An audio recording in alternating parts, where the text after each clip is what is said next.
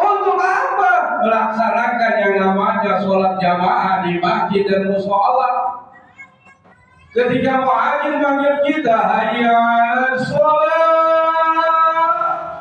bergeraklah responnya. Jadi kadang-kadang ada orang yang rumahnya nempel-nempel, tahu nggak nempel-nempel?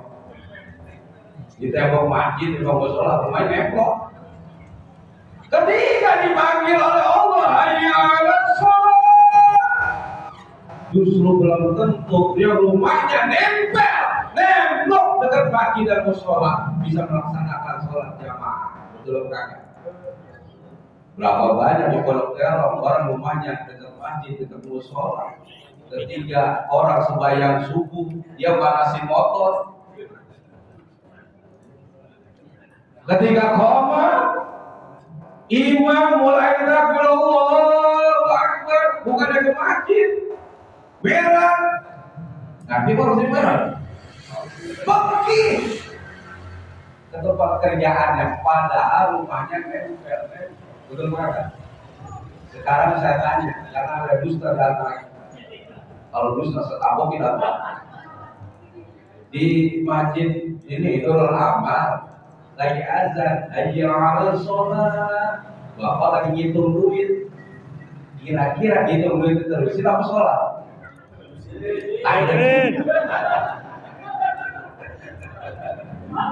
Gimana mau umroh haji cepet? Betul bukan? Bagaimana panggilan Allah terhadap hamba pilihannya? Ketika panggilan di dunia kita respon, walaupun rumah kita jauh dari masjid, rumah kita jauh dari musola, maka kalau kita respon, panggilan tanah suci pun akan cepat dipanggil oleh Allah Subhanahu.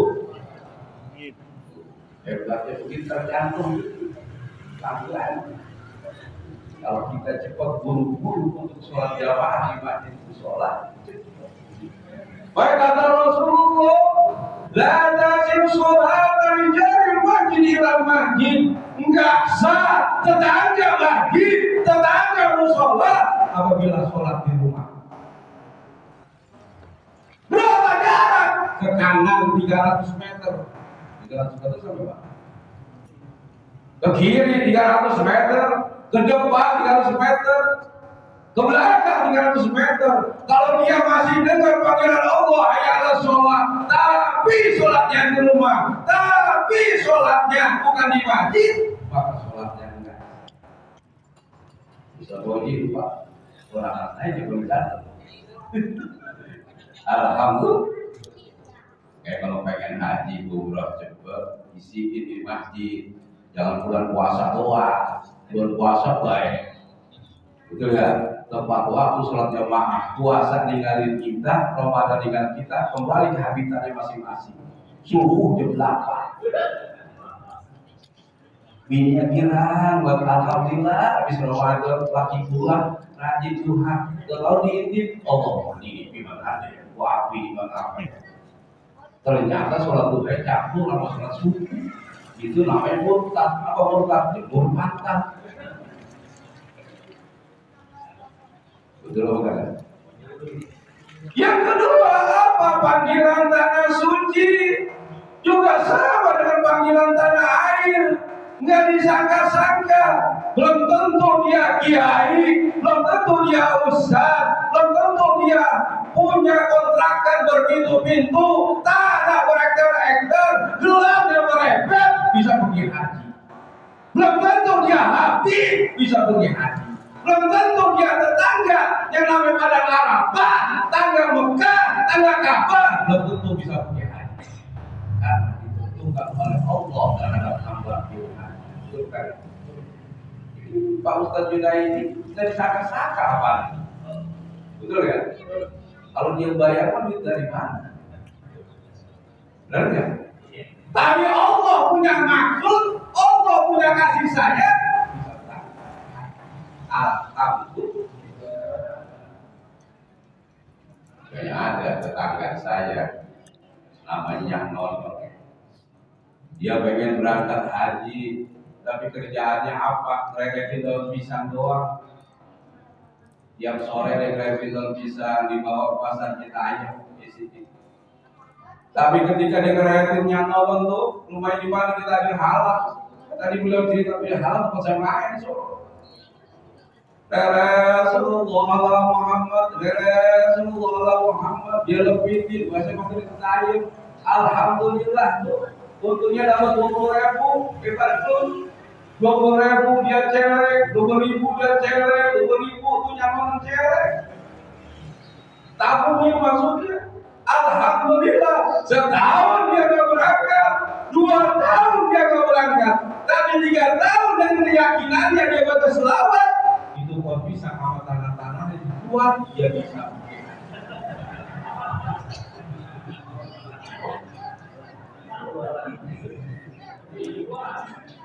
Kerja khusus sebelah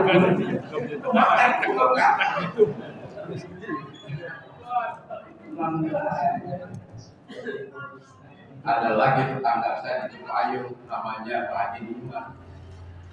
Kerjaannya apa? Ngaji kemana Bukit Duri apa saya Wali. Dia kalau berangkat naik, dia kalau kemana-mana naik sepeda hotel. Sepeda dia ikat di stasiun ke naik kereta. Dulu kereta kan pada padat tuh, tukang ayam, bangkrut, tukang tape dari situ semua.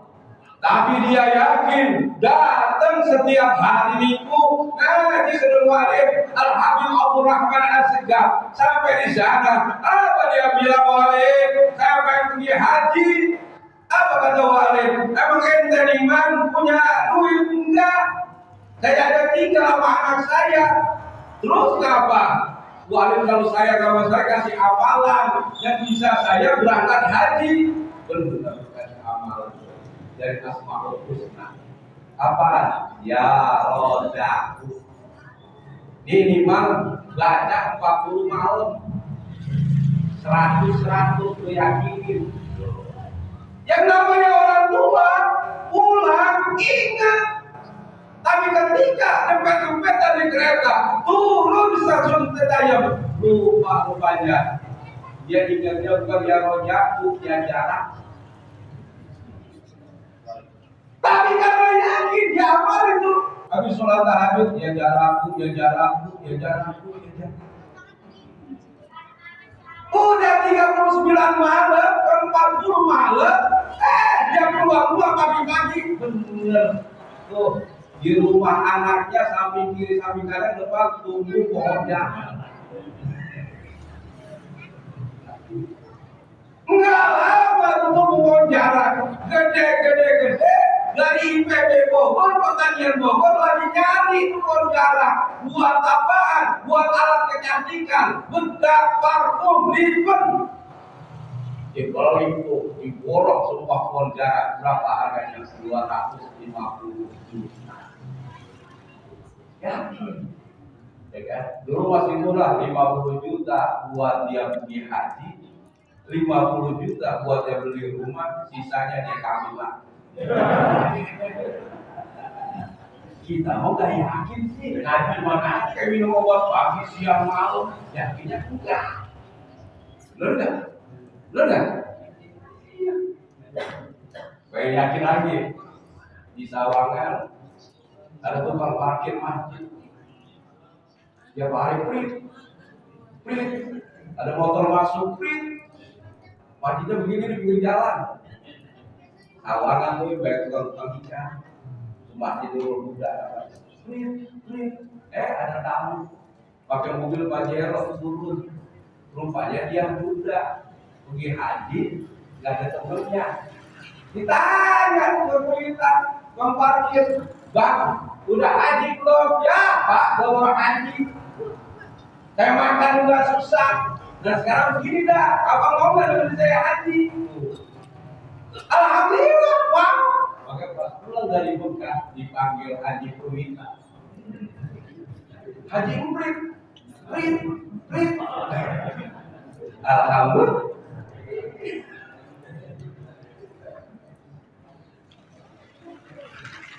Ada lagi haji burung, jadi beli burung di pasar pramuka. Dia rawati dari kecil tuh. Kalau pagi burungnya dilus-lus, burungnya dimandiin, burungnya dijemur. Bukan burung itu, burung beneran. Lama-lama gede, burung bisa ngoceh, burung kumpul.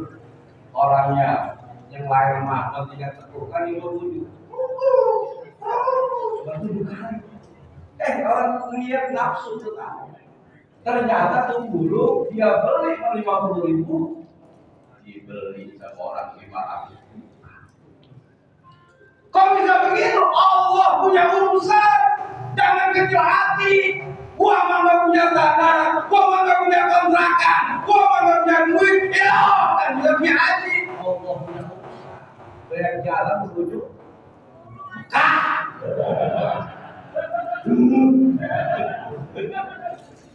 Alhamdulillah.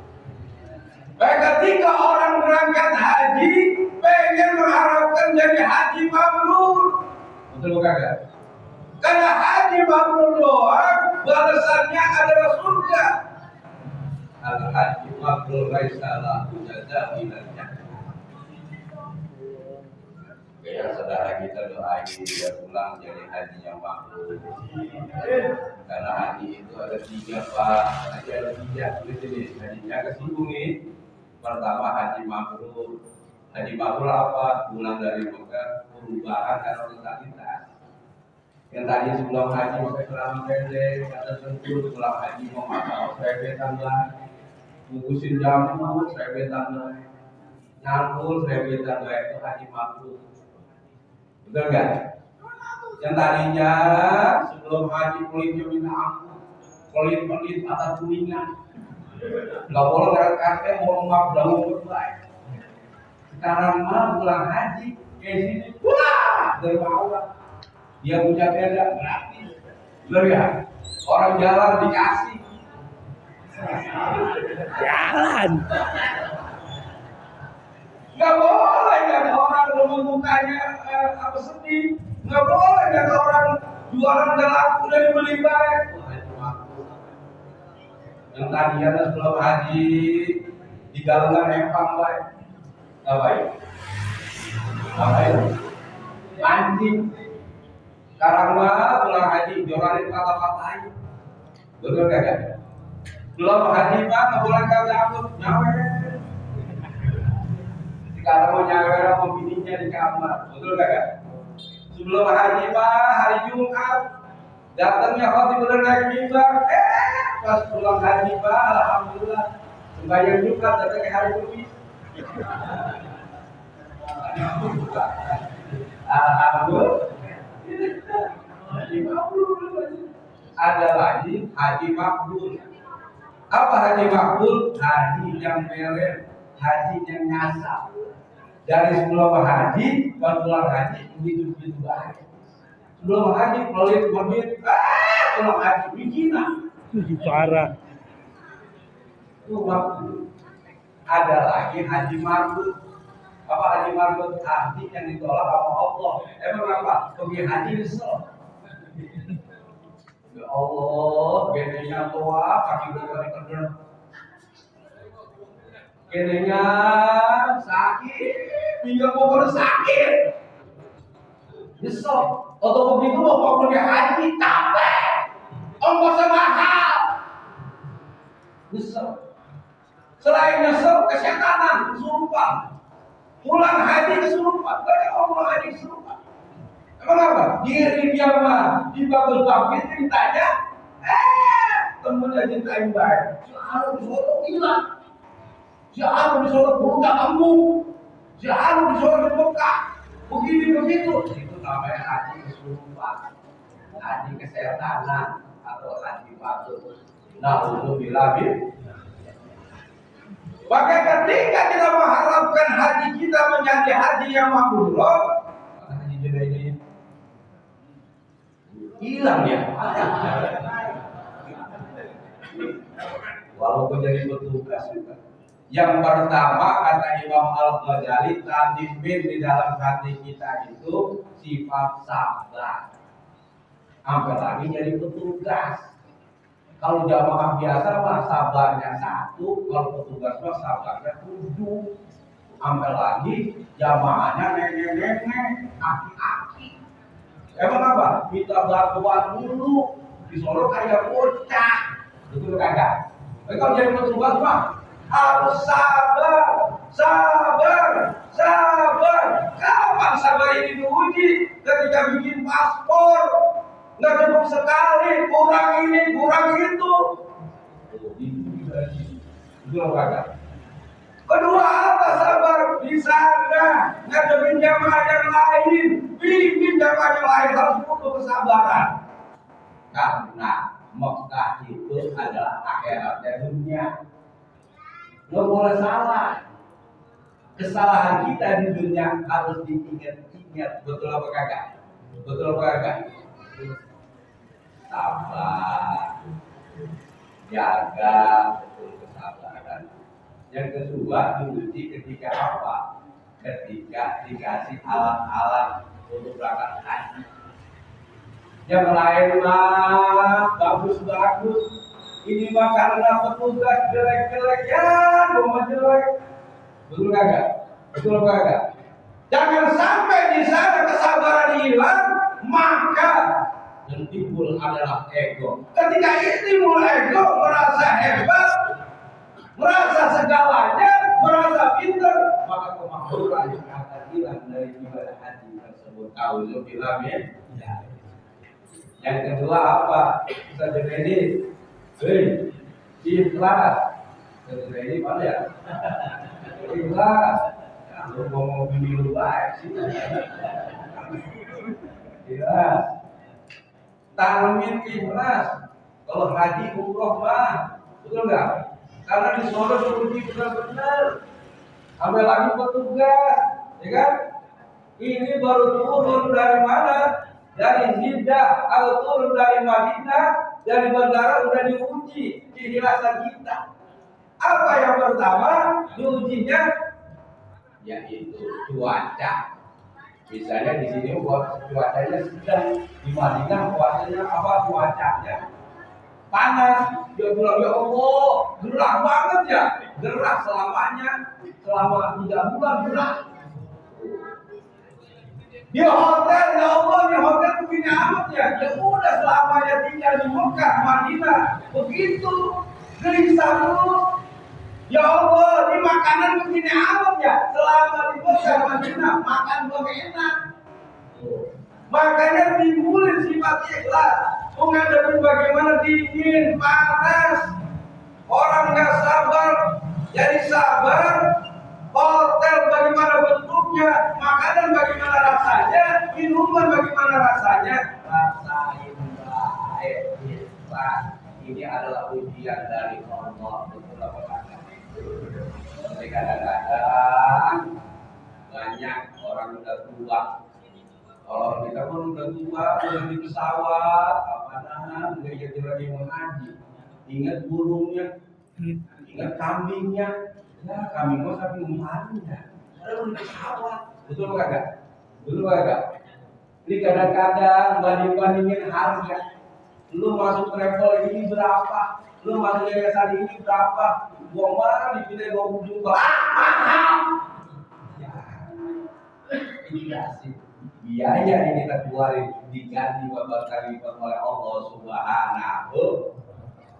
Ikhlas, tinggalin istri anak yang dipikirin soal udah konsentrasi ngurusin jamaah, konsentrasi ibadah haji, jangan mikirin anak istri udah urusan Allah. Ini mah lagi bimbing, ya kan? Lagi ngurusin jamaah di Solo, pikirin anaknya, anak gua justru sambil ngurusinnya. Jangan-jangan gua tinggal bini gua dibawa orang, ya. Ada nggak gitu? Serahin semua sama Allah. Karena keberangkatan kita diundang oleh Allah sebagai duyurullah, duyur Rahman, maka semuanya harta kita, istri kita, orang tua kita, anak kita, rumah kita, pekerjaan kita dipelihara dan dijamin oleh Allah Subhanahu wa taala. Maka tadi ikhlas. Lu jangan mikirin apa-apa. Orang nangis gue dari tadi. Ya, kan sedikit ikhlas lillahi ta'ala karena Allah punya mau. Alhamdulillah. Tuh yang kedua, tadi pertama apa? Pertama, sabar. Karena ibadah haji 80% praktek tenaga Pak. Jangan kita hati lah, udah tua sih, gue suka lagi marah